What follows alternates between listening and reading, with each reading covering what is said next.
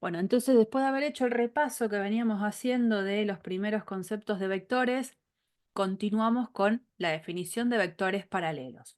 Bueno, la definición de vectores paralelos no va a ser nada que salga del sentido común. Dos vectores son paralelos o colineales, que también es una expresión bastante común entre nosotros, si tienen la misma dirección.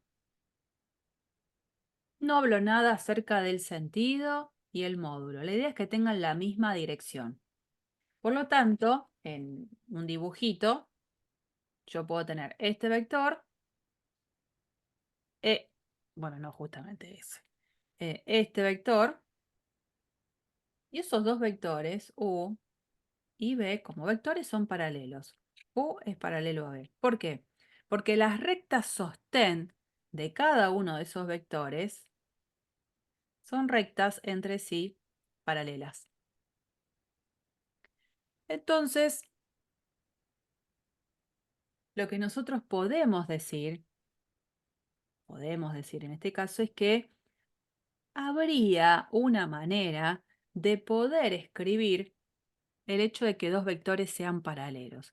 Porque una cosa es la definición. La definición dice, como está acá arriba, que dos vectores son paralelos si tienen igual dirección. Y eso no está mal, está fantástico, como que le está faltando una vuelta de tuerca para poder usarlo después más en la parte de los ejercicios. ¿Cómo puedo decir también que dos vectores son paralelos? Dos vectores son paralelos, y que muchas veces lo anotamos de esta manera, si y solo si, que ustedes saben se puede escribir con esta simbología, existe un número real distinto de cero que haga que un vector es ese escalar por el otro, ¿no? Dos vectores van a ser paralelos si y solo si uno de los vectores se escribe como un escalar por el otro. No importa quién, no importa quién. Uno es igual a un escalar por el otro. Y la idea es que uno tendría que demostrar que esto es correcto, que está bien esta afirmación, porque la verdad es que la única definición que yo tengo es que dos vectores son paralelos si son vectores que tienen la misma dirección, y nada más.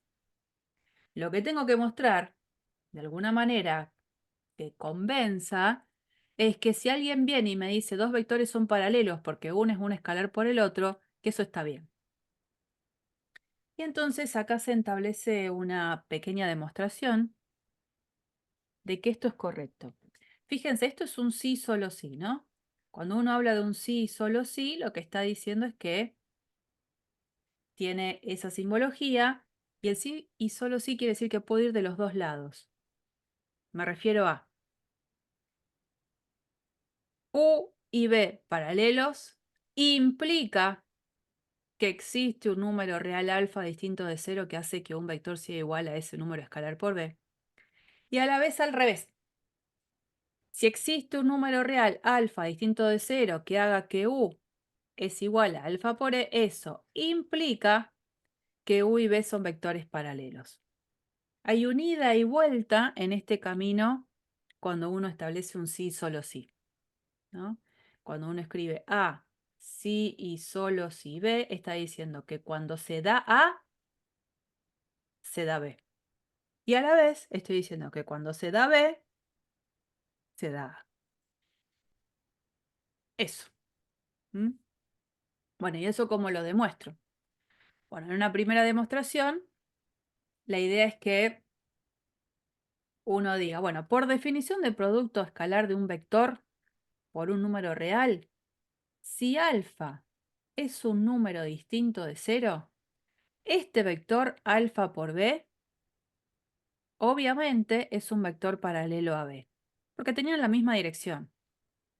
Por lo tanto, el vector u que yo llamo a este alfa por b es paralelo a b. O sea, lo que estoy haciendo es mostrar la implicancia para allá.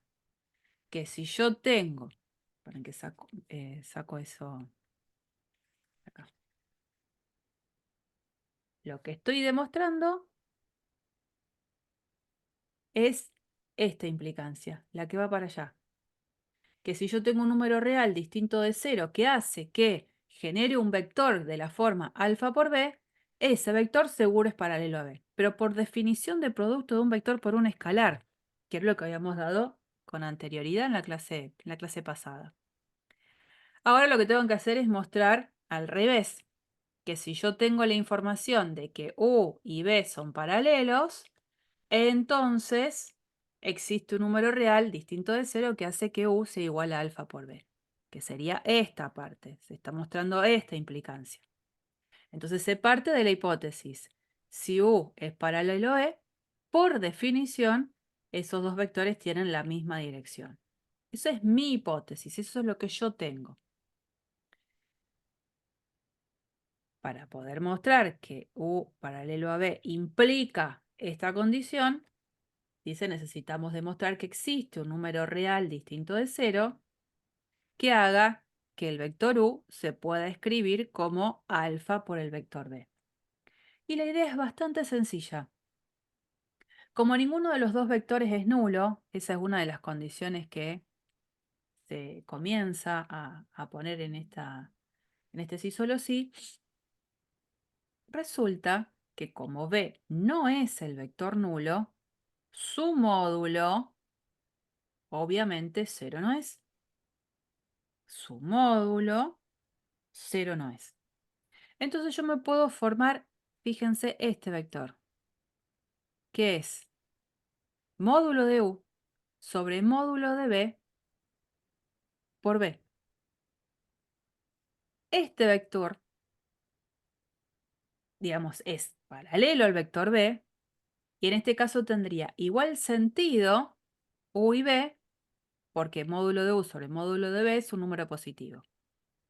Y serían de sentido opuesto, y el escalar que existe es este.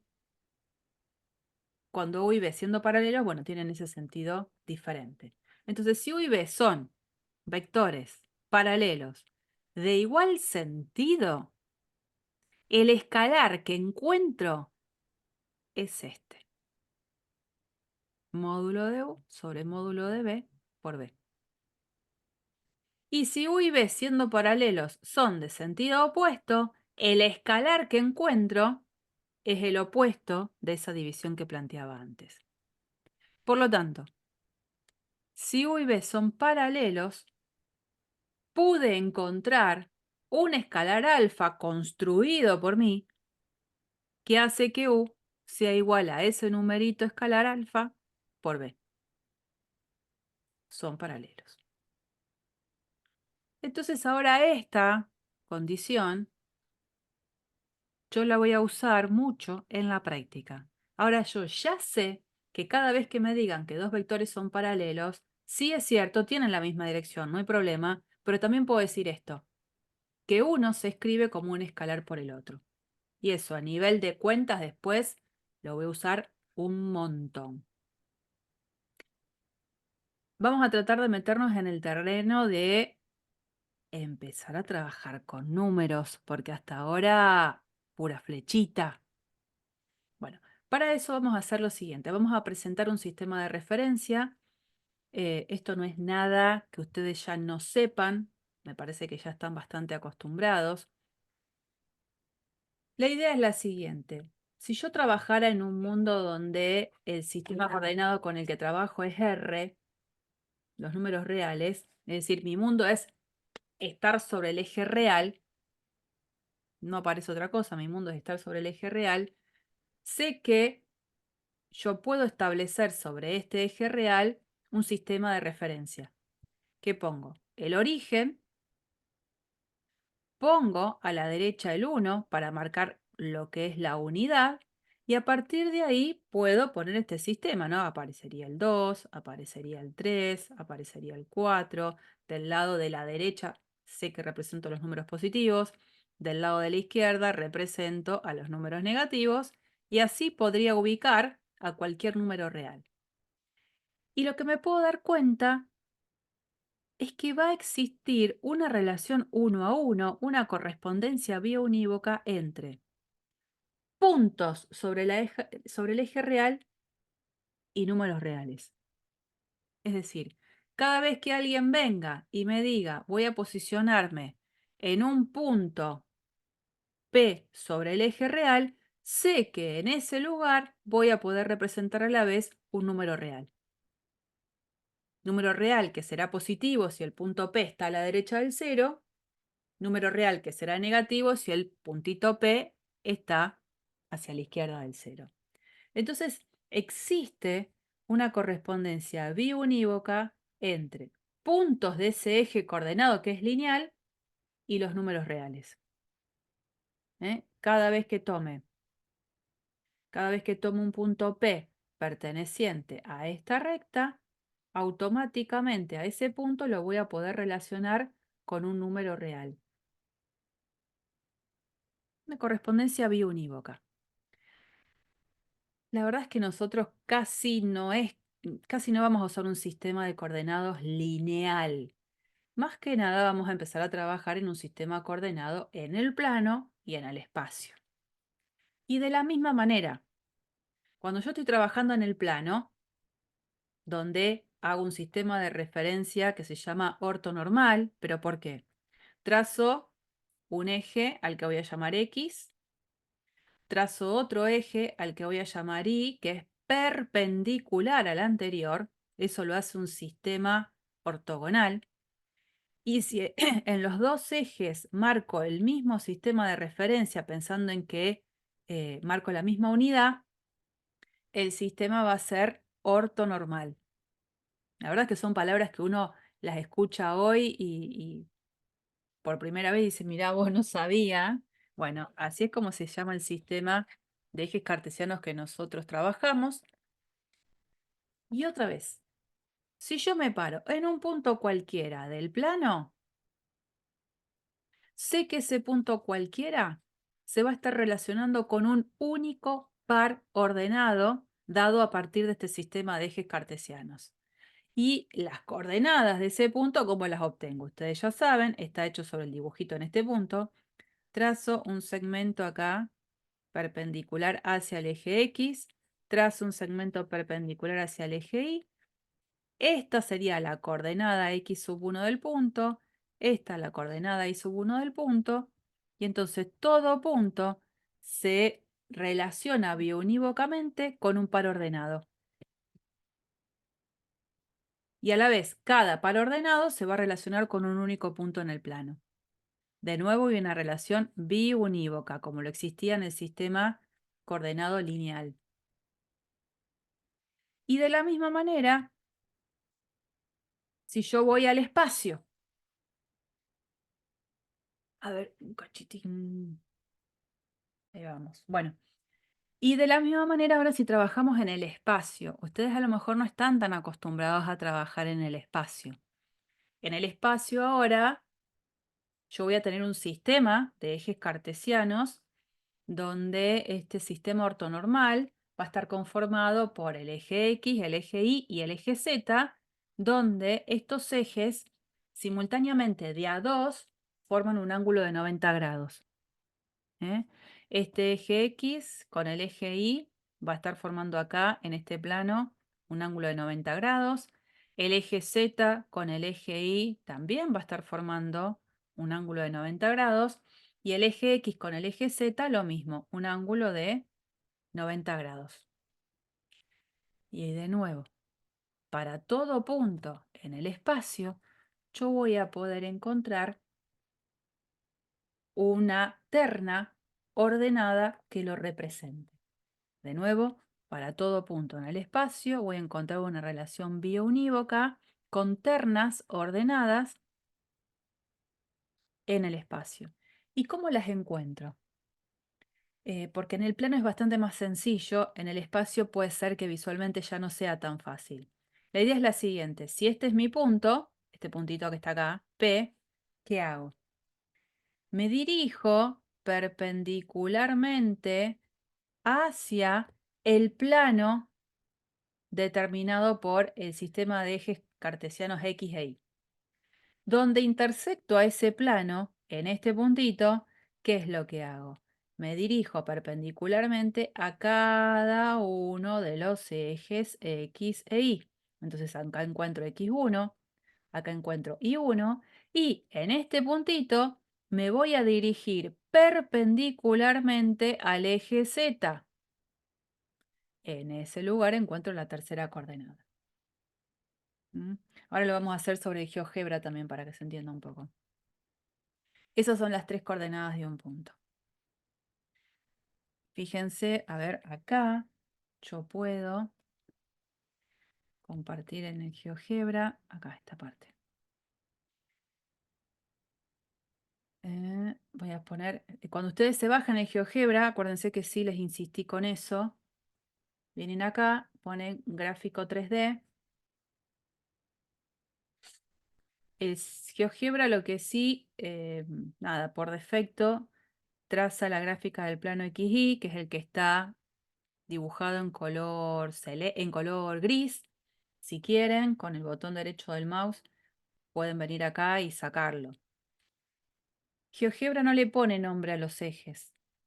Uno después se acostumbra a que el eje X es el que está en rojo, el Y el que está en verde, el Z el que está en azul, pero si no, si ponen botón derecho en la vista gráfica, vienen acá, vista gráfica, y seleccionan sobre el eje X que le ponga la etiqueta, que le ponga el nombre, al eje Y lo mismo, que le ponga el nombre, al eje Z también, que le ponga el nombre. Entonces ahí ya como que teniendo los nombrecitos uno se ubica más fácil y no tiene que andar acordándose de que el rojo era el X, el verde era el Y y el azul era el Z. Si yo quiero posicionar un punto, voy a poner en letra mayúscula, por ejemplo, P, paréntesis, y voy a poner 1, 2, perdón, 2, 3. Enter. GeoGebra me lo hace, ¿no? Yo puedo, acá estoy con el botón derecho del más arrastrando, ahí está el puntito en el espacio. Ahí. Las coordenadas, ¿cómo las busco? En realidad, ¿cómo las haría gráficamente? Lo que yo les decía hace un rato. Sé que voy a caminar perpendicularmente hasta toparme con lo que sería el plano XY. Una vez que me topo con el plano XY, ¿qué hago?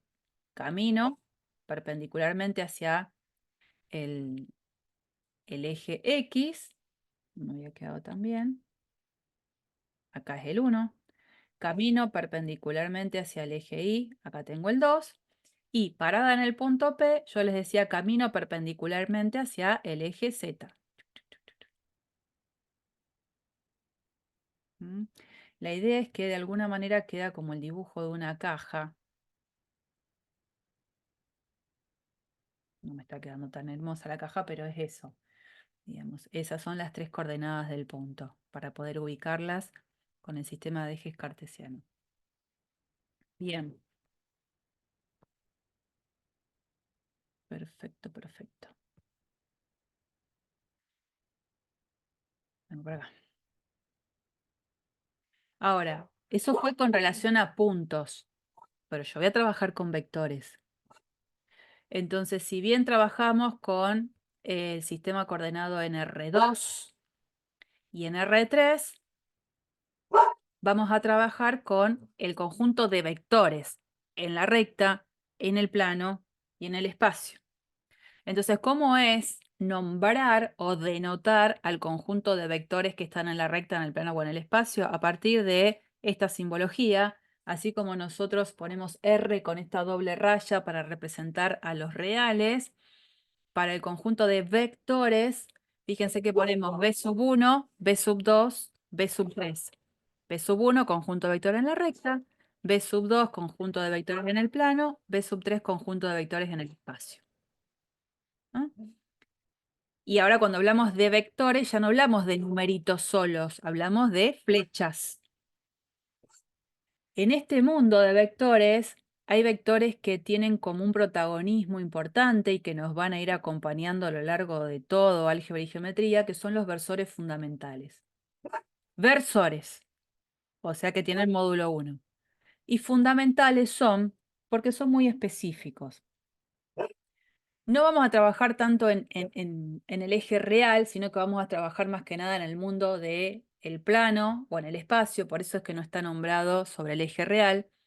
Cuando estemos trabajando con vectores en el plano, cuando mi mundo es plano, ¿no?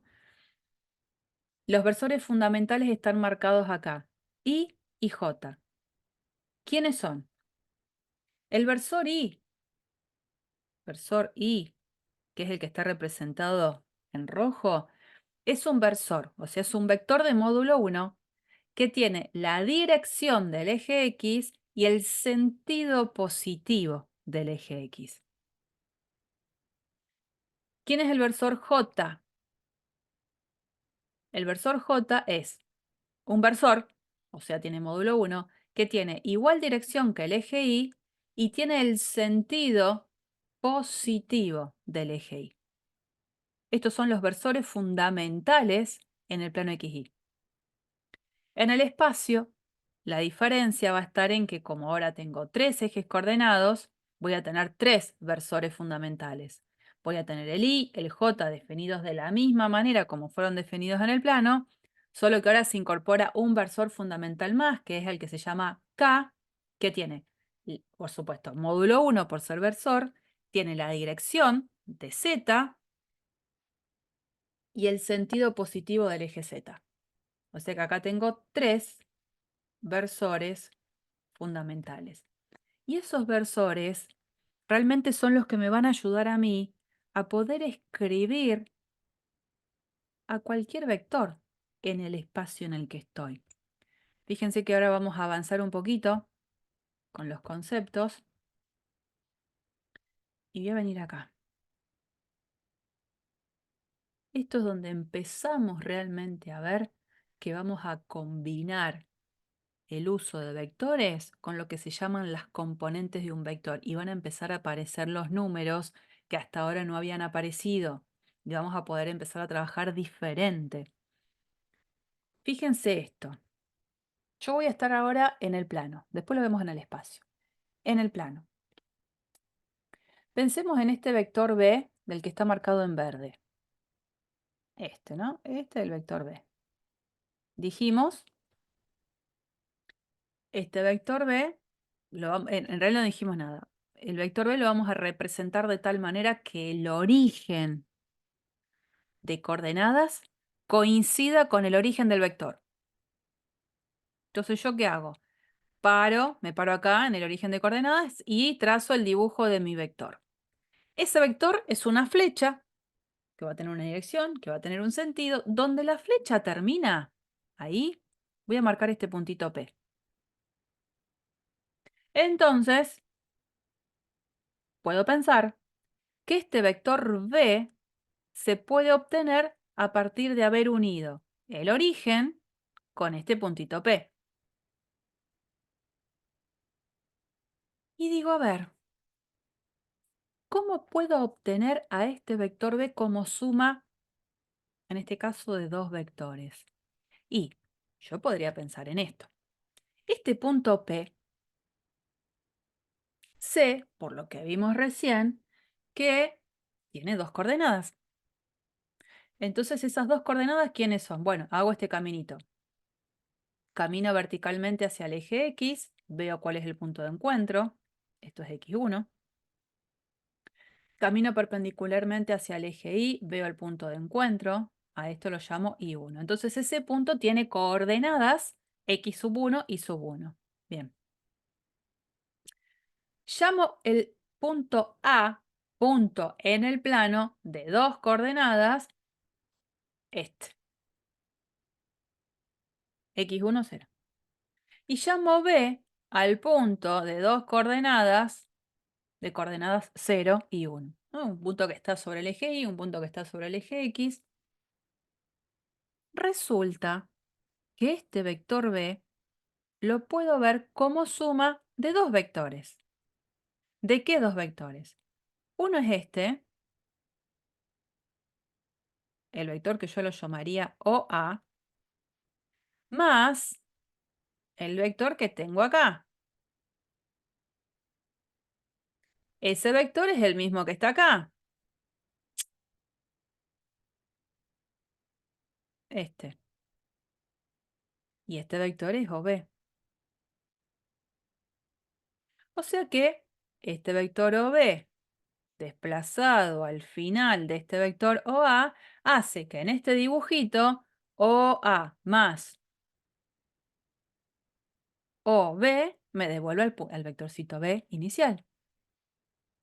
Entonces me quedo con esto. Pero sigo.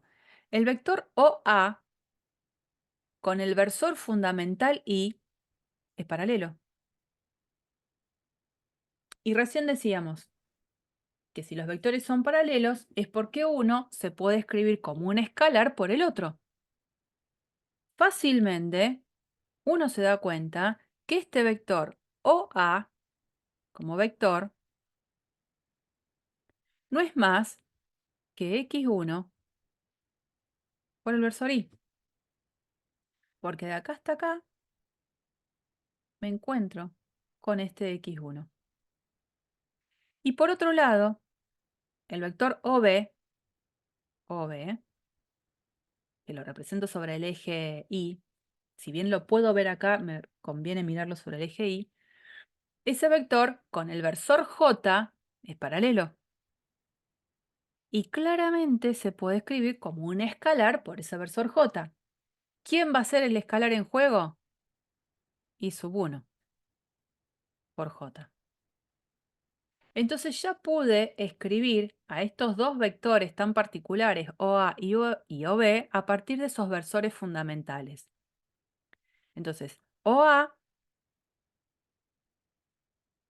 es x sub 1 por y, mientras que OB es y sub 1 por j.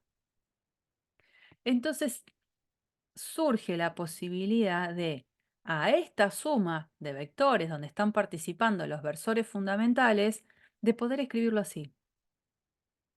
Yo puedo ahora identificar a un vector cualquiera a partir de componentes. Y esas componentes, en este caso, son x1 y 1, que serían las componentes del vector en lo que se llama la base canónica y j y k. Es como pensar que las componentes de este vector están totalmente relacionadas con las coordenadas del punto P, que era el punto final de la flecha. Entonces, por ejemplo, si yo vengo ahora a GeoGebra, acá, voy a ir al plano, vista 2D, lo voy a sacar. Yo voy a hacer esto. Voy a escribir, este punto ya no me sirve porque este está en el espacio. Así que así. Voy a poner el punto. Ahora para punto tengo que poner mayúscula. Ahí. 1, 2. ¿No? Ahí lo busqué en la vista gráfica. Acá. Esta es. Vista gráfica sola, no vista gráfica 2D. Ahí está el punto. Si quiero de nuevo, como hice con el espacio, botón derecho, voy a vista gráfica y le pido que me ponga el nombre a los ejes. Eje X, acá Y, eje Y. ¿Eh? Listo. Pone los nombres. Ese es el punto. ¿Qué pasa si yo ahora transformo este vector? Pongo vector U, igual para vector ahora, fíjense cómo es la forma de incluirlo. Para el punto, por las dudas lo vuelvo a hacer, ¿no? Para el punto P, yo puse directamente paréntesis y puse 1,2 para las coordenadas del punto. Cuando ahora yo quiero hablar del vector con esas componentes, no lo puedo escribir así. Voy a poner U, por decir U, y tengo que poner el igual. Cuando pongo el igual, ahí sí me dibuja la flecha. Y me pone esto, que serían las componentes del vector. Fíjense que debía coincidir. Las componentes del vector coinciden con las coordenadas del punto. Si yo trazo esta linita de punto, acá me encuentro con el 1, acá me encuentro con el 2. ¿Mm? Ese sería el dibujito de este vector. Y así podría seguir haciendo dibujos de vectores, qué sé yo, v igual a, y voy a poner -1, coma, 3. Y ahí lo tengo el b. -1, 3. Y las componentes del vector b coinciden con las coordenadas del punto final de la flecha. Se dice componentes cuando se las asocia con un vector. Se dice coordenadas cuando se las asocia con un punto, ¿no? Pero que viene un poco de esta cuestión de que todo punto se puede justamente asociar con un par de coordenadas cartesianas. Así que ahora este vector en el plano sé que lo puedo escribir a partir de una descomposición en su base canónica. Veo las componentes del vector y trazo el vector. En el espacio es exactamente lo mismo. En el espacio, que va a ser a lo mejor un poco más difícil de visualizarlo, ¿yo qué voy a tener? Un vector b. Trazo el vector b en el espacio donde comienzo a dibujar el vector, donde el origen del vector coincide con el origen de coordenadas. Lo dibujo, listo. El punto final de la flecha es un punto al que lo llamo P. Ese punto, como es un punto en el espacio, sé que está definido a partir de sus 3 coordenadas cartesianas. Y las encuentro haciendo lo que hicimos hace un ratito. Bajo perpendicularmente hacia el plano XY. Una vez que me encuentro con el plano XY, voy hacia perpendicularmente al eje X y al eje Y. Ahí encuentro las coordenadas X1 y 1. Y camino verticalmente hacia el eje Z y ahí encuentro su tercera coordenada. Esas son las coordenadas del punto. Bueno, resulta que este vector, voy a usar un color acá naranja, este vector B podría, ¿por qué no pensarlo como suma de 3 vectores ahora? ¿Quiénes serían? Este más este más este. Porque después sé que para encontrar el vector suma que uno, el origen del primero con el final del último. Me quedaría el dibujito del vector en verde. Ahora, este vector, este, es un vector paralelo al versor Y. ¿Y cómo lo encuentro? Haciendo x1 por y. Este otro vector es un vector paralelo al versor j. ¿Y cómo lo encuentro como vector? Escribiendo y1 por j. Y este vector es un vector paralelo al versor k. ¿Cómo lo encuentro? Haciendo z1 por k. Entonces este vector b inicial se puede escribir a partir de esta suma de vectores donde aparecen los versores fundamentales.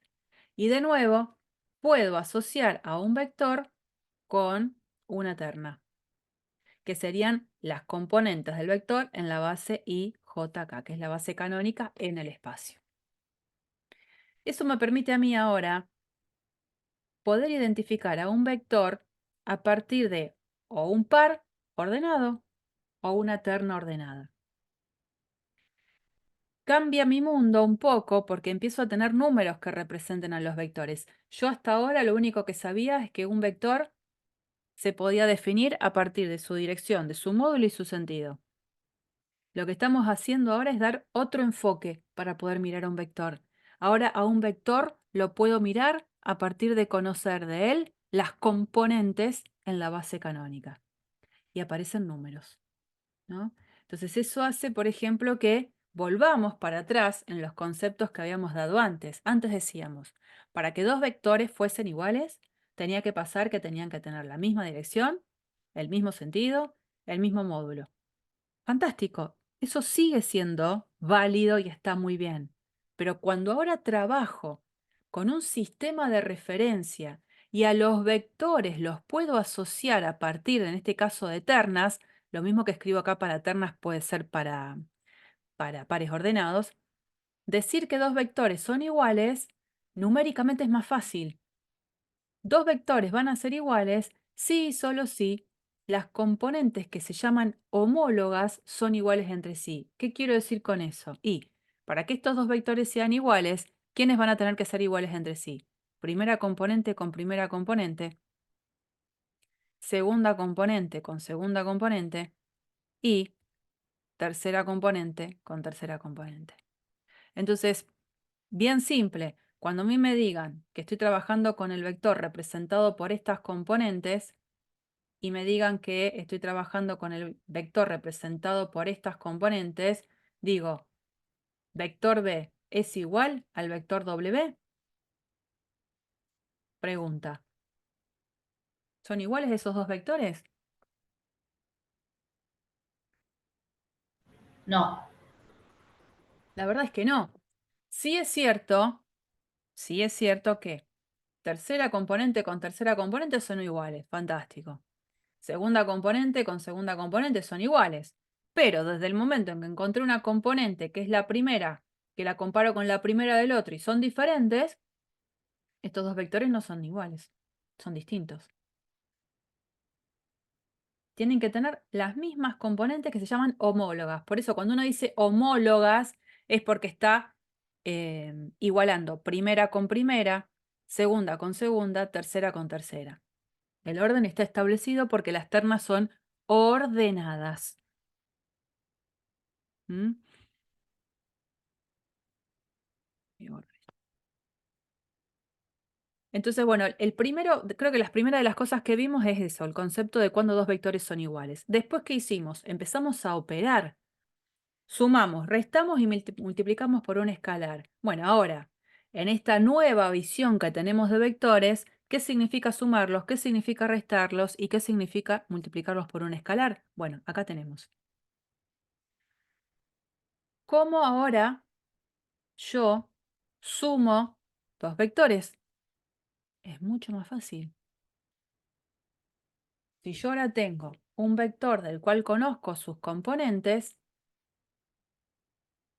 B es un vector de componentes B1, B2, B3, W es un vector de componentes W sub 1, W sub 2, W sub 3, el vector suma va a ser un vector de tres componentes donde, por orden, y ahí pongo las comas, la primera componente del vector suma, ¿quién es? La suma de las dos primeras componentes. Tomo B1, tomo W1, la sumo y esa es la primera componente de mi vector suma. La segunda componente, ¿quién es? Y tomo B2, tomo W2, la sumo y es la segunda componente de mi vector. La tercera, tomo B3, tomo W3, la sumo y es la tercera componente de mi vector suma. Con la resta pasa lo mismo. Por supuesto que en una resta tengo que tener cuidado con que hay un orden, ¿no? Si tengo que hacer B menos W, voy a tener que hacer siempre las coordenadas de B menos las coordenadas de W en orden y las dispongo en esta terna. Y si tengo un vector del cual necesito multiplicarlo por un escalar, el vector alfa por B lo que hace es a cada componente de B la va a multiplicar por ese escalar alfa. Vamos a hacer algún ejemplo concreto, ¿no? Supongamos que B es el vector de componentes 1, menos 1, 2. Que W es el vector de componentes 0, 3, menos 1. Bueno, hacer perdón, 1. Hacer V más W es un vector de tres componentes. ¿Quién es la primera componente de la suma de los dos? Uno. ¿Cuál? Uno. 1. Ah, yo tenía bajito el audio. 1. La segunda,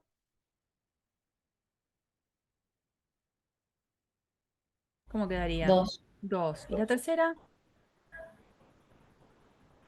1. 1. Bueno, voy a ver si esto queda. A propósito, vengo acá. Me voy a apartar un cachito. Esto lo voy a borrar porque ya no me interesa esta parte. Pues se va. Voy a tener que trabajar en el espacio.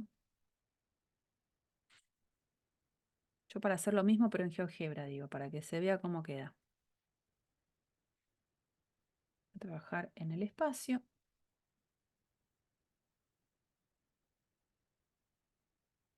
Esto lo voy a sacar. Esto lo voy a sacar. Esto lo voy a sacar. Ah, ahí estamos. Bueno, ahí va. Voy a poner acá. B igual, paréntesis, 1 menos 1,2. Ahí lo dibujo. Voy a poner a W. W, ahí no se le ponen las flechitas arriba, ¿no? Esas las flechitas las ponemos nosotros cuando escribimos. Paréntesis. 0, 3, menos 1. Los tengo dibujados. Ahí están, ¿eh? Bueno, y ahora que voy a pedir que me haga V más W. Que nos había dado B más W, 1, 2, 1. Queda 1, 2, 1. Acá GeoGebra, en vez de ponerlo horizontal a las componentes del vector, los pone vertical. Y el dibujito, vamos a ponerle con el botón derecho del mouse, acá le puedo poner propiedades al objeto y le puedo cambiar el color para visualizarlo diferente. Acá. Y ahí tengo esa suma. ¿Mm? Ese es el vector suma. El resultado. Porque ¿qué es lo que hace?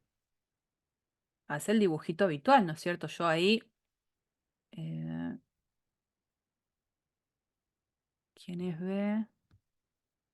Este. Y yo quiero hacer B más W, ¿qué es lo que haría? A B, al final de B, le sumaría W y se supone que tengo que terminar ahí. Para unir el principio con el final del último y que quede el dibujito de la flechita roja resultado. ¿Mm? Bueno, esa es un poco la idea que se va a poder hacer. De la misma manera, ¿qué pasa si, por ejemplo, yo hubiese querido hacer acá? Alguien me está escrito. Claro, 2. ¿Qué pasa si yo ahora les planteaba hacer B menos W? B menos W. ¿Cómo hubiese quedado? 1 menos 4 y 1. No. No, 3. 3, ¿no? Porque es 2 menos menos 1. Entonces quedaría ahí. Sí. Bueno, vamos a pedirle entonces que la cuenta me la haga GeoGebra también. B menos W. Y me fijo acá. 1 menos 4, 3. Y bueno, también con el botón derecho del mouse le voy a cambiar el color. Poner verde. Esto, si quiero, después lo hago o no. Lo de cambiarle el color es para que no se me mezcle con el anterior. Ahí tendría el dibujito de la resta. ¿Mm? Y ya que estamos, nos faltaría multiplicar el vector por un número. Por ejemplo, podemos hacer 2 por b. 2 por b. B lo tenemos cargado acá. 2 por b. ¿Qué me daría? ¿Qué vector? Habíamos dicho que era multiplicar a cada una de las componentes por el escalar que estaba en juego. 2 2 menos 2, menos 4. 2 y 4. Exactamente, ¿no? Bueno, a ver cómo quedaría. Esto los voy a anular un poquito para que no me estén molestando a la visual. Es posicionarme ahí y ponerle clic al circulito para que no lo vea acá, pero que no lo pierda. Si lo quiero volver a hacer aparecer, vuelvo a marcar ahí. Bueno, 2 por B. Enter. Acá lo tengo. Y fíjense que está bueno que en el dibujo, bueno, me dio lo mismo, por supuesto, se puede ver, a este le vamos a poner de color rojo para que lo diferencie, o acá de color rosita. Fíjense que se diferencia el rosita con el vector B, es misma dirección, mismo sentido, pero el módulo es el doble, ¿no? Como el escalar es positivo, mantiene el sentido. Ahí. Si hubiese sido por menos 2B, supongamos que yo hubiese pensado menos 2B, ahí a las componentes de B la multiplicabas a todas por menos 2, entonces el resultado hubiese sido menos 2, 2, menos 4, y fíjense que lo puedo volver a poner acá, ¿no? Puedo hacer un doble clic ahí y decirle, no, no quería 2B, quería menos 2B. Tiene la misma dirección, el módulo es el doble, pero el sentido es el opuesto. Y aparecen las componentes tal cual como las habíamos encontrado en nosotros. Por eso digo, de alguna manera usan el GeoGebra porque está bueno como para, a nivel visual, empezar a ver las disposiciones de los vectores. Bueno, todo esto que yo estoy haciendo en el espacio también se hace en el plano. O sea, no habría absolutamente ningún problema de hacerlo en el plano. Ahora sí borro todo eso. Ya hago los dibujos. Bueno, fíjense la demostración, por ejemplo, de la primera de las propiedades. ¿Por qué realmente B más W como vector puede ser asociado con esta terna? Bueno, álgebra y geometría tiene mucho de esto, de demostrar, de numerito, de letrita, de subíndice. Al principio puede ser bastante chocante para cuando uno no está tan acostumbrado a estas cosas, pero de a poquito nos vamos a ir acostumbrando a tanta letra junta. De verdad, se los prometo. Fíjense, yo quiero mostrar la primera de las propiedades. Quiero mostrar que realmente el vector B más W se puede asociar a esta terna, que sería la terna que lo representa. Bueno, uno puede ir haciendo las cuentas de a poco, ¿no? ¿Qué es lo que dice? Bueno, a ver, si yo quiero hacer B más W, por la presentación anterior, dado que B se puede escribir de esta manera, ¿eso qué quiere decir? Que cuando quiera reemplazar a B, lo voy a poder reemplazar por esto.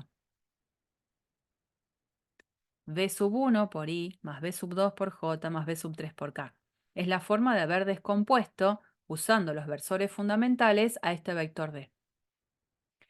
Por otro lado, W, como W tiene estas componentes, lo voy a poder descomponer a partir de esta suma.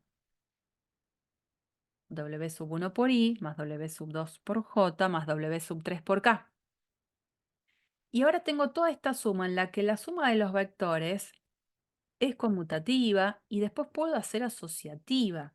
Entonces acá, por ejemplo, ¿qué es lo que vamos a hacer? Esta suma de 6 vectores, porque me quedaron 6, la voy a ir acomodando de la siguiente manera. Este término, que es el que está originado por el versor I, lo voy a sumar con este término, que también tiene el versor I. Entonces los asocio. Después sumo este que está con el versor J y este que está con el versor J, que está acá. Los asocio. Y sumo los dos que me quedaron, con K. Esta suma se puede escribir de esta manera, sacando ese factor común, el versor I. Puede escribir así. Lo mismo acá, sacando factor común J y acá sacando factor común K. En definitiva, resulta que V más W se puede escribir como V1 más W1 por I, más V2 más W2 por J, más V3 más W3 por K. Encontré su descomposición a partir de la suma usando los versores fundamentales. Quiere decir que entonces a este vector V más W lo voy a poder asociar con estas ternas. Primera componente, V1 más W1, coma. Segunda componente, V2 más W2, coma. Tercera componente, V3 más W3. Y ahí quedaría demostrada la primera de las fórmulas. Nosotros ya la habíamos usado en el ejercicio sin haberla demostrado. Bueno, primero hicimos alguna jugarreta ahí con GeoGebra y hicimos una visualización y ahora sí se puede demostrar que así es la fórmula. ¿Mm? Entonces puedo sumar, puedo restar y puedo multiplicar a un vector por un escalar. Y ya lo sé hacer usando números, que hasta ahora no había usado nunca. Teorema. Este es sencillo, es de los más sencillos que podemos encontrar. ¿Qué es lo que dice este teorema? Teoremas son esas cosas que nosotros vamos a demostrar en la medida que podamos, por supuesto. Dado dos vectores P sub 1 y P sub 2 en el espacio, el vector P sub 1, P sub 2 es el vector que une a esos dos vectores, es el vector que se puede escribir a partir de estas componentes. x2 menos x1, y2 menos y1, z2 menos z1. Esas son las componentes. Como todo teorema, bueno, hay que demostrarlo. Algunos teoremas podríamos decir, bueno, lo vamos a aceptar, no lo vamos a demostrar, porque a lo mejor la demostración es un tanto dificultosa y no es la idea marearlos con tanta cuestión formal. Pero este es un teorema que se demuestra bastante fácil. Por eso es que vamos a hacer la demostración. Es muy fácil. Miren, yo quiero mostrar que cada vez que tenga dos puntos, puedo armarme un vector y el vector que une a esos dos puntos va a tener estas componentes que lo representan. Bueno, fíjense en el dibujo. Este simbolito es de que se termina la demostración, ¿no? Tengo el puntito P sub 1 en algún lugar. Un lugar que sé que estas son las coordenadas del punto. Después tengo el punto P sub 2 en algún lugar en el espacio, donde conozco que estas son sus coordenadas. ¿Y yo qué es lo que quiero hacer? Encontrar de este vector P sub 1, P sub 2, componentes. Este P sub 1 y este P sub 2 eran puntos. Pero ¿qué quiero hallar? Las componentes de este vector, P sub 1, P sub 2. En el dibujo, ¿qué es lo que se genera? Si nosotros dibujamos el vector que une el origen con P sub 1 y dibujamos el vector que une el origen con P sub 2, se generan todas esas flechas, ¿no es cierto? Antes tenía una sola flecha, ahora tengo tres. Y digo, a ver, en este dibujo, yo puedo pensar lo siguiente. Yo sé que si sumo el vector OP sub 1 con el vector P sub 1, P sub 2, el vector que obtengo es este, OP sub 2. ¿Estamos de acuerdo? Es un dibujito clásico de suma de vectores. Si yo tengo esta cadenita, sé que si este es U y este es B, cuando sumo U con B, encuentro a este. Este es U más B. Bueno, eso es lo que sucede en este dibujo. Estos vectores que fueron agregados a propósito, resulta que este que es OP sub 1, cuando le sumo este vector P sub 1, P sub 2, que me devuelve este vector OP sub 2. Lo escribo acá. ¿Y ahora qué hacemos? La idea es despejar la expresión de P sub 1, P sub 2. En ese despeje, ¿uno qué es lo que ve? Que P sub 1, P sub 2 como vector se puede escribir como resto de dos vectores. OP sub 2 menos OP sub 1. Pero el vector OP sub 2 como vector es lo que nosotros llamamos el vector posición del punto P.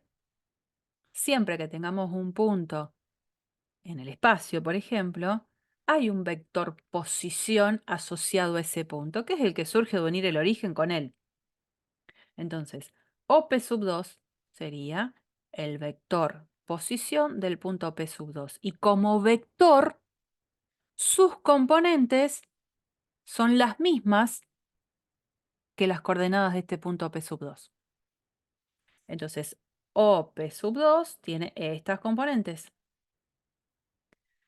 OP sub 1 como vector, ¿quién es? Y el vector posición del punto P sub 1.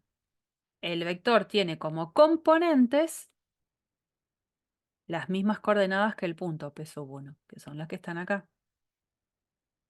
Y hace un ratito estuvimos viendo que la resta de vectores cuando está dada en componentes se realiza a partir de restar las componentes homólogas. Primera con primera, segunda con segunda, tercera con tercera.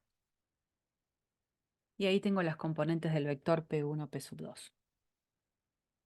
Bueno, eso lo vamos a usar, pero muchísimo, muchísimo, muchísimo.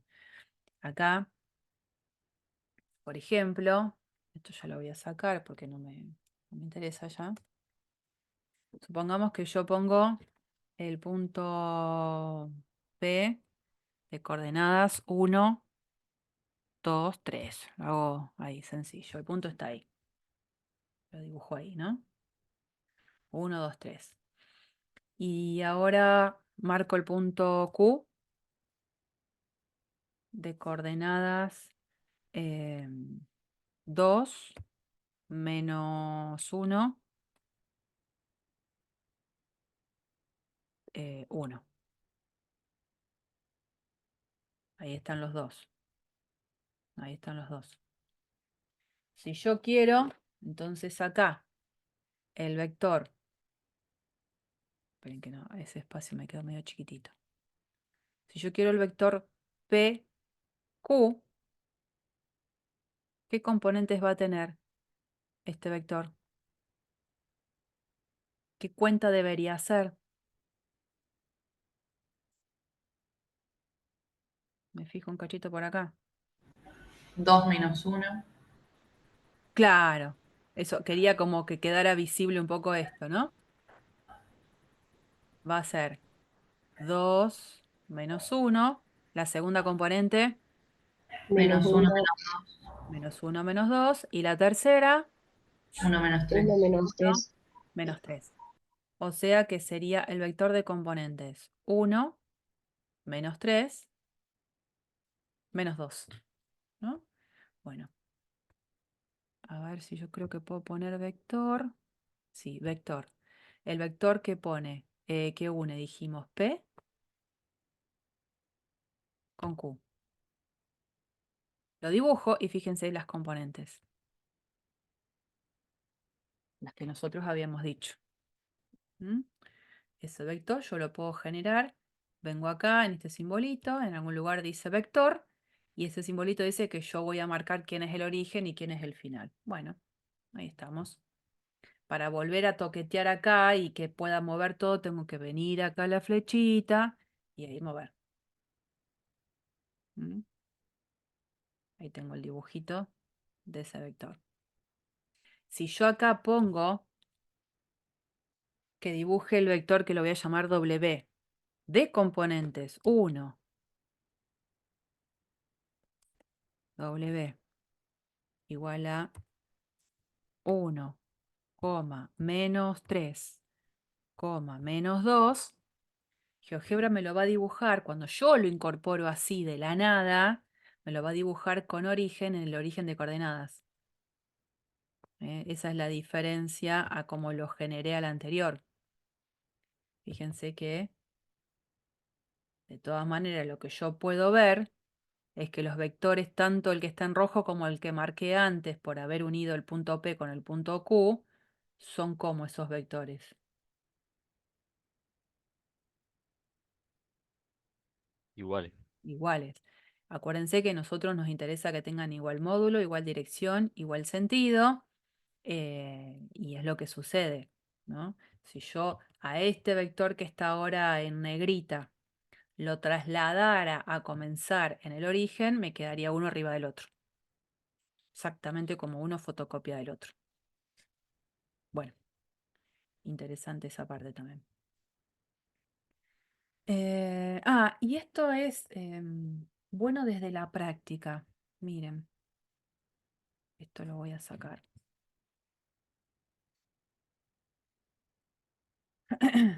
Dice, recordando la definición de vectores paralelos. Dijimos hace un ratito, lo primero que dimos en la clase, que dos vectores no nulos, B y W, son paralelos, si y solo si existe un número real alfa distinto de 0 que haga que uno es un escalar por el otro, ¿no? Que B es igual a un alfa por W. Como ahora trabajamos por componentes, yo esto lo puedo escribir por componentes. Y fíjense lo que se genera. Si me dan un vector en componentes, me dan otro vector en componentes, vectores no nulos, estos vectores van a ser paralelos, dijimos por definición, si existe un escalar distinto de 0 que haga que uno de los vectores sea igual al escalar por el otro, ¿no? Y entonces en realidad aparece esta situación. El vector B1, B2, B3 tiene que ser igual a alfa por este vector. Y hace un ratito dijimos, si yo un vector lo multiplico por un número real, en realidad obtengo un vector cuyas componentes, ¿quiénes son? Las componentes que tenía antes del vector, todas multiplicadas por alfa. Entonces me va a quedar alfa W1, alfa W2, alfa W3. Y acá me está diciendo que estos dos vectores son iguales.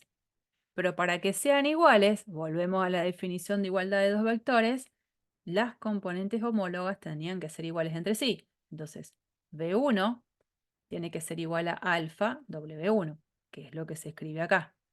Que tiene que pasar también que B2 tiene que ser igual a alfa W2, que es lo que estamos escribiendo acá. Y también tiene que pasar que B3 tiene que ser igual a alfa por W3, que es lo que escribimos acá abajo. Entonces, simultáneamente, lo que podemos hacer es esto. B1 sobre W1 tiene que ser igual a alfa. Acá, B2 sobre W2 tiene que ser igual a alfa. Y acá, B3 sobre W3 tiene que ser igual a alfa. Por supuesto, y esto lo voy a aclarar acá, W1, W2 y W3, que son las componentes de este vector que se llama W, para que toda esta cuenta que estoy planteando acá tenga sentido, ¿cómo tienen que ser estos numeritos? Distinto de 0. Distinto de 0. Esto tiene que ser distinto de 0, distinto de 0, distinto de 0. Pero ¿a dónde apunto con esto? Si estos dos vectores son paralelos y por lo tanto existe un escalar alfa que haga que uno es un alfa por el otro, evidentemente lo que tiene que pasar es que estas tres expresiones, las que están escritas ahí abajo, esta tiene que ser igual a esta y tiene que ser igual a esta porque el alfa es el mismo. Entonces aparece esta condición que se llama de proporcionalidad. Las componentes de los vectores tienen que ser proporcionales, pero las componentes homólogas. Entonces, por ejemplo, digo, a mí ahora me van a dar dos vectores y me van a decir, fíjese si estos dos vectores son paralelos o no. Cuando a mí me dan un vector nada, qué sé yo. Me dan U, el vector de componentes 1, 2, 3. Y me dan el vector B de componentes 2, 4, 6. Digo, ¿estos dos vectores serán paralelos?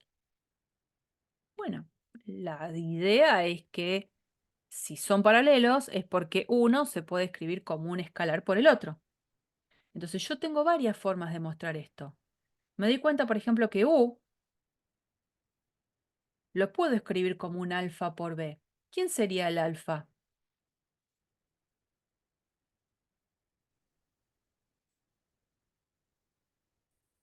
¿Por qué número escalar tendría que estar multiplicando a B para que me dé U?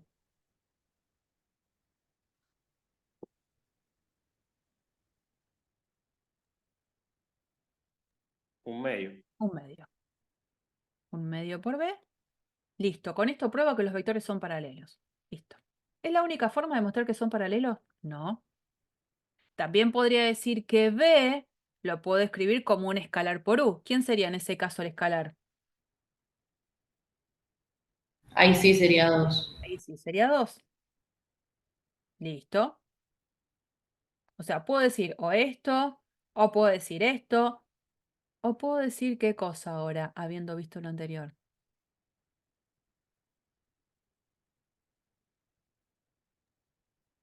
U1 dividido W1. En realidad es así, claro. Tengo que hacer las divisiones. Primera componente de U con primera componente de B. Tengo que elegir un orden. Entonces voy a hacer siempre las componentes de U dividido las componentes de B. Voy a hacer 1 dividido 2.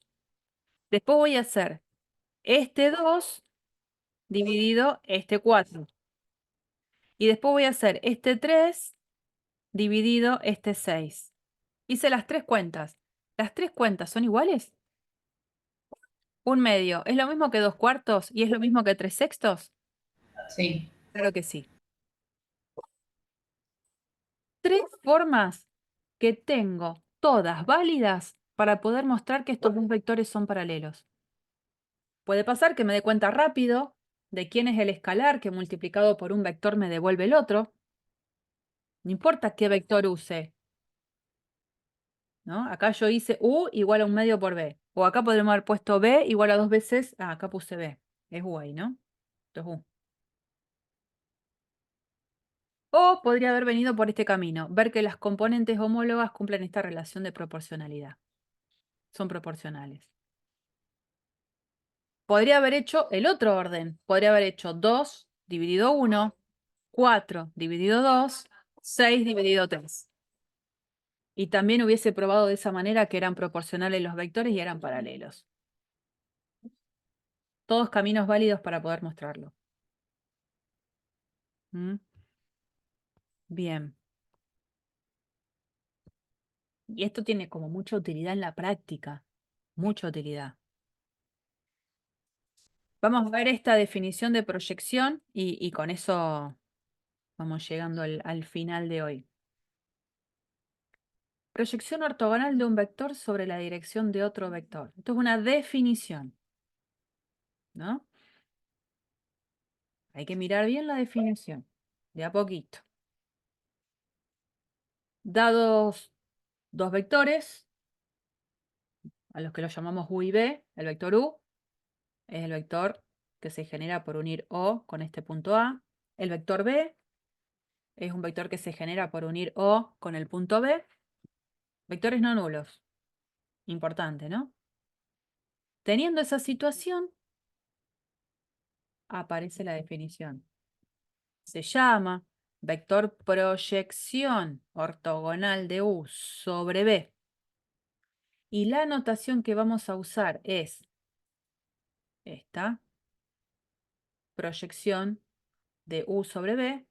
Fíjense esa notación, esta, proyección de U sobre B. ¿A quién? Al vector que se llama OP. Y uno dice, ¿y quién es OP? Bueno, es el vector que surge de unir O con el punto P que se obtiene de la intersección de la recta sostén del vector B, esta recta, bueno, me quedó espantosa, lo voy a poner con color.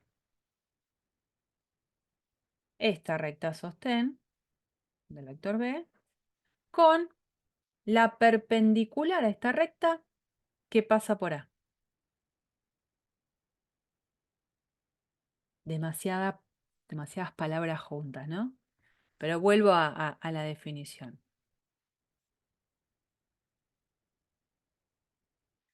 Proyección ortogonal de un vector sobre otro vector. Por lo tanto, tengo dos vectores en juego. Tengo el vector U y tengo el vector B dibujado. Esos dos vectores se pueden dibujar de tal manera que los dos tengan el mismo punto de comienzo. El vector U será el vector OA, el vector B, el vector OB. Bueno, entonces, se llama vector proyección del vector ortogonal de U sobre B y se lo nota de esta manera, esta es la notación, al vector OP. Entonces ahora dicen quién es P para poder generar el vector OP. El punto P es el que se origina de intersectar la recta sostén del vector B, que es del vector sobre el cual proyecto, con la recta perpendicular a ella que pasa por A.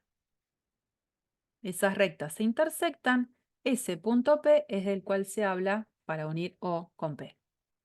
Ahora lo vamos a ver en un dibujito también, ¿no? Sí, y acá se hace como una aclaración a la definición. Si el vector U, que es el que quiero proyectar, llegara a ser el vector nulo, la proyección de U sobre B también se la define como vector nulo. El que no puede ser vector nulo bajo ningún punto de vista es el vector B, que es sobre el cual proyecto, ¿no? Y se llama P chiquitita a este numerito, módulo de U por el coseno del ángulo que forman U con B. Eso se llama proyección escalar de U sobre B. ¿Por qué se le pone proyección escalar? Porque esto es un número. Vamos a ver unos dibujitos. Probablemente puedan ayudar a entender la definición. Acá. Fíjense acá. Yo tengo. Voy a sacar un cachito. Tengo el vector U. Tengo el vector B. Y vamos a representar en rojo el vector proyección de U sobre B, que antes lo saqué. ¿Que cómo se obtiene?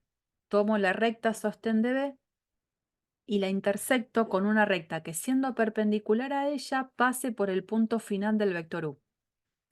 A esa intersección la llamo el punto P y entonces uno el origen con ese punto de intersección. Bueno, ese vector sería el vector proyección de U sobre B. Si yo ahora voy cambiando este puntito, fíjense lo que pasa, ¿no? La forma de encontrar el vector proyección es siempre la misma. Tengo que unir el origen con un punto que se llama P, que es la intersección de la recta sostén de B con este vector, esta recta ahora que es perpendicular, pero que pasa por este otro punto. Este puntito se llama P y entonces uno O con P. ¿Está? Va pasando eso. A veces el vector proyección resultado es un vector que tiene mayor longitud que el vector B. Otras veces no, es más chiquito. Otras veces ese vector va en sentido contrario. Lo importante, también puede pasar esto, situación particular, que acá encuentro las componentes, bueno, no me va a quedar lo que quiero, pero puede ser 0, el vector nulo, quiero decir, que me dé el vector proyección, pero va a tener la misma dirección que el vector B. ¿Mm? Fíjense acá que la idea, ahora que ya lo vimos, digamos, con el GeoGebra, capaz que sea un poco más fácil. Pero si yo quisiera representar en cada uno de estos dibujitos cuál es el resultado de la proyección de U sobre B, ¿yo qué tengo que hacer? Tengo que proyectar U sobre B. Trazo la recta sostén de B. Por este punto final de U, trazo una recta perpendicular a esa recta sostén. Esa intersección la llamo P. Entonces, ¿quién es el vector proyección de U sobre B? El que une este punto con P. Vamos al segundo dibujo. Trazo la recta sostén de B. Por el punto final de U, trazo una recta perpendicular a esa recta sostén. Ahí obtengo el punto P y trazo el vector proyección. Ahí lo tengo. Y en este caso, cuando el ángulo en el que forman U y B es de 90 grados, digamos, hago todo el mismo artilugio. Trazo la recta sostén de B. Por el punto final de U, trazo una recta perpendicular a la otra. Busco el punto de intersección. ¿Quién me queda el punto de intersección? El mismo punto O, origen. Así que en este caso, la proyección de U sobre B queda particularmente el vector nulo. En estos casos, fíjense, este vector proyección me quedó obviamente en la misma dirección de B, pero sentido opuesto. En el primer dibujo, el vector proyección obviamente me quedó paralelo a B, pero del mismo sentido de B. Entonces la pregunta es, ¿de qué va a depender que ese resultado de proyección de vector U sobre el vector B tenga el mismo sentido o el sentido opuesto del vector B? ¿De qué va a depender? Del El ángulo, vector U. sí. No del... A ver, capaz que ella dice del vector U. No sé qué estás viendo en el vector U para decir que dependa del vector U. Alguien dijo otra cosa después El ángulo. del ángulo. Eso sí, de eso sí va a depender. Que además, hasta lo puedo ver acá mismo, ¿no? Si el ángulo que forma U con B es de 90 grados o pi sobre 2 radianes, la proyección de U sobre B es el vector nulo. Si el ángulo que forma U con B es un ángulo que supera de pi sobre 2, pero a la vez es menor o igual a pi, o sea, 180 grados, si estoy en ese rango de valores, la proyección de U sobre B es un vector que tiene sentido opuesto al de B. En cambio, si el ángulo que forman U con B es un ángulo mayor o igual a 0, pero menor a pi sobre 2, el vector proyección va a tener el mismo sentido de B. O sea, de alguna manera está vinculado el ángulo que forman esos dos vectores con el sentido de la proyección de U sobre B. Ahora voy a hacer lo que pide acá. O sea, yo lo que hice fue hacer la proyección de U sobre B. ¿Qué pasa si ahora me planteo hacer, como dice acá, al revés, la proyección de B sobre U? Vamos a este Una dibujo. recta sostén por el vector U Sí, y al final, o sea, donde es el vector B, una perpendicular sí. y la unión de esos dos es la proyección. ¿Qué es la unión de esos dos? ¿Quiénes son esos dos? O sea, la unión o sea, la recta perpendicular con U, Acordate que tengo que encontrar quién es el punto P. ¿Quién sería el punto P en cuestión?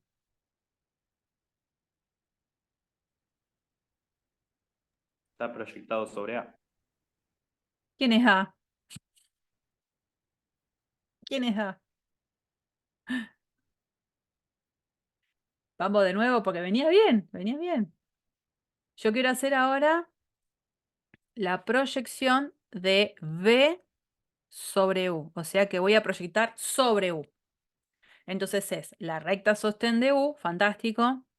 Por el final de B trazo una recta perpendicular a esa recta sostén. ¿Y qué tenía que hacer con esas rectas? Ahora, entre esta recta sostén y esta. ¿Qué hacía entre las dos? Marcaba un punto. Claro, que es el punto de intersección. Este puntito, a ese lo llamaba P. ¿Y después qué hacía? ¿Qué unía? Origen. Con Ahí P. está. Ahí va, ahí va. Unía. Vamos a ponerle naranja. El origen, que era el origen común de los dos vectores, con P. Ese es el vector proyección que estoy buscando. Este sería la proyección de V sobre U. Y ahora a ver si puedo borrar esto, esto, esto. Ahí. Vamos sobre el mismo dibujo a hacer lo que ya hicimos, que sería la proyección de U sobre B. Cuando quiero hacer la proyección de U sobre B, dijimos, trazo la recta sostén de B, por el final de U trazo una recta perpendicular, al puntito donde se intersectan las dos rectas lo llamo P, y después decía 1, verde le voy a poner, 1, el origen con ese puntito P. Esto que estoy marcando en verde sería la proyección de U sobre B. Entonces, dependiendo cómo me posicione, es cómo quedan los dibujitos, ¿no? Siempre van a quedar dibujados sobre la recta sostén del vector sobre el cual proyecto, ¿no? Bueno, eso es un poco la tarea que después habría que terminar de hacer con los otros dos dibujitos. Y en este caso, si yo hubiese, en el último, hubiese querido hacer la proyección de B sobre U, ¿qué obtendría la proyección de B sobre U? Es nulo también. También nulo, porque el ángulo sigue siendo de 90 grados, o sea que sería nulo en cualquiera de los dos casos. Exactamente. Lo que no vamos a hacer la prueba, no es la idea, lo que sí decir que se puede probar que encontrar la proyección de U sobre B se puede hacer a partir de hacer esta cuenta. El numerito P chiquitita, que es el que está definido acá, por el versor asociado a B, ¿no? Lo escribo ahí más grande. P chiquitita por el versor asociado a B. Cosa que no sería descabellada, porque miren en el dibujito de acá arriba. Voy a tener que dibujar. Miren acá, rápido, y ya con esto terminamos. Si yo lo mirara sobre este dibujo, ¿no? Creo que ahí es donde se va a notar más lo que quiero. El vector proyección es un vector que tiene, obviamente, igual dirección que B, igual sentido. Este vector,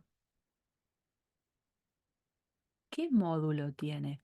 En este dibujito donde el alfa es un número, un ángulo que está entre 0 y pi sobre 2. Si esto es alfa, el coseno de alfa, ¿cómo lo encuentro? En este dibujito a propósito de triángulo, rectángulo acá. ¿Cómo encuentro el coseno de alfa? Esto es trigonometría. ¿Se acuerdan? Coseno del ángulo con los catetos y la hipotenusa. La proyección de B sobre U sobre U. En realidad es, sí, yo no le quiero llamar proyección, lo llamaría cateto adyacente, la longitud de este Ah, cateto sí. adyacente, ¿no? Sería la longitud de ese vector que vos decís, de la proyección de U sobre B, sobre la hipotenusa. Y la hipotenusa es la longitud de este vector, longitud que la puedo escribir así, módulo de U. O sea, pasando esto ahora para el otro lado, me queda que módulo de U por el coseno del ángulo, que sería el que forman U con B, al que yo ahí llamé alfa, es la longitud, o lo que sería el módulo, de la proyección de U sobre B. Y esto es lo que se llama el numerito P. Entonces, para escribir la proyección de U sobre B como vector, se la puede escribir como su módulo por el versor asociado. Entonces es su módulo, en este caso sería P, por el versor asociado a la dirección sobre la cual la estoy calculando. Digamos, es fácil mostrar la fórmula en esta situación concreta, cuando el ángulo es mayor o igual que 0 y menor que pi sobre 2. A lo mejor es un poquito más cuidadosa la fórmula para ser demostrada cuando el ángulo ya no es, ya no está en ese rango de valores. A mí lo que sí me importa hoy es que tengamos como ya punto final de la clase esto. Se puede probar, lo vamos a usar todo el tiempo en la práctica, que el vector proyección de U sobre B se puede escribir de esta manera. P por B sub 0. Por lo tanto, si yo quiero hacer la proyección de B sobre U, la proyección de B sobre U va a ser el numerito P definido. ¿Quién sería el numerito P en nuestro caso? Acá el numerito P era módulo de U por el coseno del ángulo que forman U con B. ¿Quién sería el numerito P ahora cuando la proyección es la de B sobre U? Sigo la fórmula. Si es la proyección Módulo de P por coseno de BU. por el coseno del ángulo entre U y B, porque el ángulo es siempre el mismo entre los dos. Entre los dos vectores no va a cambiar el ángulo por más que vea U primero, B segundo o B primero, B segundo. Y ahora esto sería el numerito P. ¿Y qué versor tendría que estar poniendo acá? Acompañando a este numerito. Acá ponía B sub 0. ¿Qué tendría que estar poniendo acá? B sub 0. No, U sub 0. El versor que pongo acá es el versor asociado a la dirección sobre la cual proyecto. Entonces acá tengo que poner U sub 0 porque proyecto sobre esta dirección. Bueno, uno después, quédense tranquilos que lo va a ir asentando todo esto en la cabeza a medida que vaya haciendo los ejercicios que hoy no tenemos hecho ninguno. Ya ustedes van a empezar a trabajar en la práctica con todas estas cuestiones de vectores. Yo igualmente voy a seguir avanzando y voy a tratar de utilizar a lo mejor algún ejercicio de la práctica para que lo puedan hacer. Pero eso ya lo haremos cuando estemos presencial el jueves que viene.